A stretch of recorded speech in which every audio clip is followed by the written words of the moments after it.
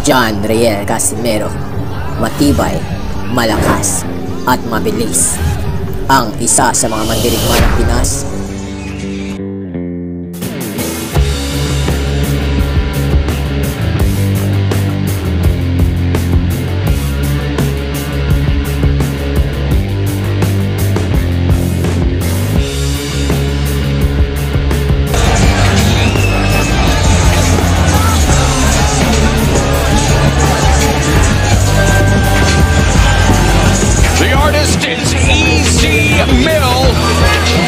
John Riel Casimero told us that Guillermo Rigondeaux is easy money.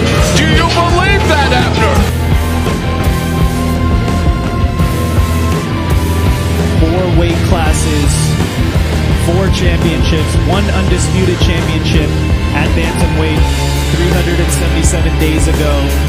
Earlier this year, Inoue challenged himself, moved up in weight to 122 pounds and took 2 belts from Stephen Fulton. And tonight, Naoya Inoue has a chance to make history as only the second man to be undisputed in 2 weight divisions.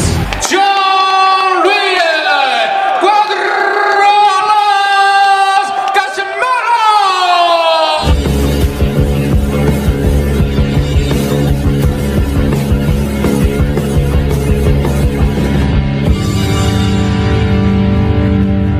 Hello guys, welcome back to our channel Wins World TV.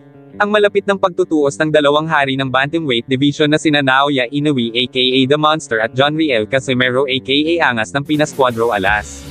Ay maraming nagkokomento na hindi raw kakayanin ng Angas ng Pinas John Riel Casimero itong The Japanese Monster Naoya Inoue kung sila man ay magkatapat. Hindi naman natin makikaila na talagang napakalakas ng power punch nitong si Inoue lalong-lalo na ang kanyang trademark na mapangwasak ng bodega ng kalaban.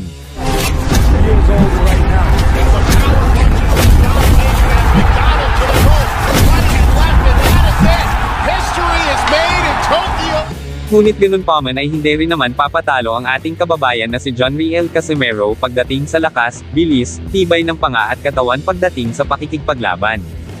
Dahil sa totoo lang, mas lamang itong si John Riel Casimero dahil sa mga karanasan at mga pinagdaanan nito bago niya maabot ang 3 Division World Champion.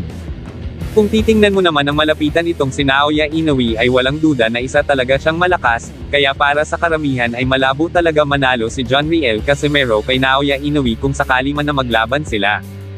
Kung ating titingnan talaga itong record ni Naoya Inoue sa 22 na professional fight niya ay 4 na beses pa lang siya napapalaban sa labas ng kanyang bansa. Una niyang nakalaban ay si Antonio Nieves na ginanap sa StubHub Center Carson, California, USA. By the solar plex, Nieves hesitates. Pangalawa ay si Emmanuel Rodriguez na ginanap sa The S Hydro Glasgow, Scotland, United Kingdom.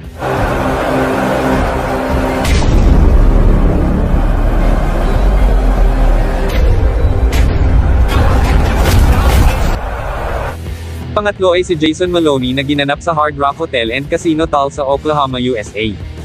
At ang pang-apat ay si Michael Dasmariñas na ginanap sa Virgin Hotels Las Vegas, Nevada, USA.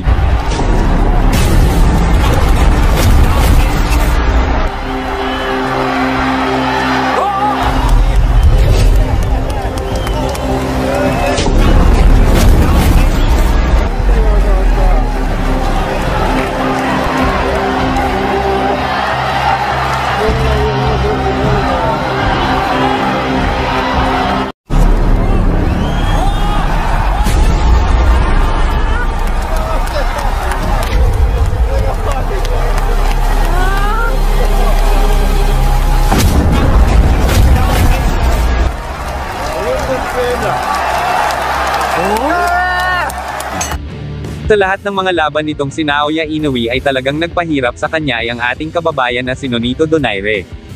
Kung napansin niyo sa mga previous fight itong si Naoya Inoue ay 2 to 3 rounds lang tumatagal ang kanyang mga laban. Samantala dito kay Nonito Donaire ay talagang nahirapan siya ng husto at saksi ang buong mundo na nakapanood ng laban niya kontra Nonito Donaire, kung paano napinsalaan ng sobra itong si Naoya Inoue. Nagkaroon nga dito ng fracture sa right eye socket itong si Naoya Inoue pagkatapos niyang saluhin ang super power punch nitong si Nonito Donaire.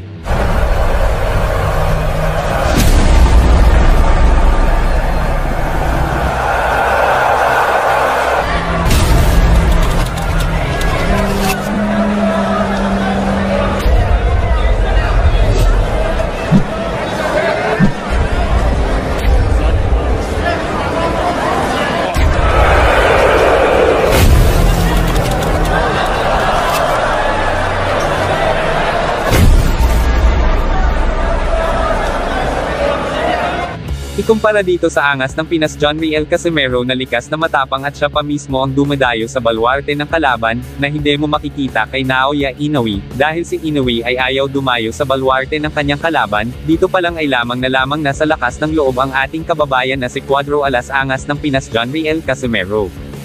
At ito pa ang kabiliban nyo kay John Riel Casimero, sa lahat ng kanyang mga laban bilang dihado na dayo, ay nakuha niya paring manalo, sa lahat ng mga nakakalaban niya. Sa totoo lang sa lahat ng kanyang laban bilang dayo ay nakuha niya paring manalo, dahil sa pagdayo ni John Riel Casimero ay nakuha niya maging 3 World Division Champion. Maliban dyan ay meron pang lamang si John Riel Casimero kay Naoya Inoue, ito ay ang kapangyarihan niyang sumalo ng malalakas na suntok na walang gaanong pinsala sa oras na matamaan man siya.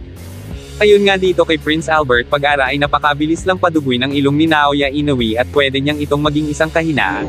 Oo, yung nag-sparring kami, dumudugo yung ilong niya kasi pag matamaan lang siya na kahit hindi malakas, pag natamaan lang yung ilong niya, dudugo. Ikumpara dito sa angas ng Pinas John Riel Casimero ay napakakapal ng pagmumukha niya at napakatibay ng panga, nakitang-kita naman sa lahat ng kanyang mga laban kung ating balikan, ay tila manhid ang panga at mukha niya at hindi napipinsalaan ng kalaban.